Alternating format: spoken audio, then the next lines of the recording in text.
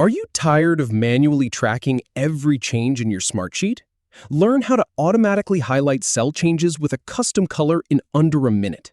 First, I'll show you how to enable the highlight feature, then set the highlight color, and finally test it with actual edits. Navigate to the Smartsheet homepage. Then, open the sheet you want to work with. Click on the color pencil icon at the top right to access the cell formatting options. Next, click the toggle switch to enable highlight changes. Now, set the background color for the cells that will change.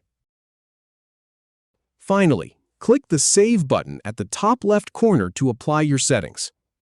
Now, let's test it out.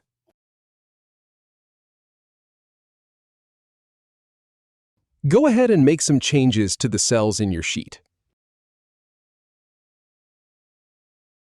You'll see that the changes are highlighted with the color you chose. That's it. Happy tracking! If you have any feedback or if any info is inaccurate, please leave a comment below. We'll do our best to answer or redo the video if needed. Thanks for watching.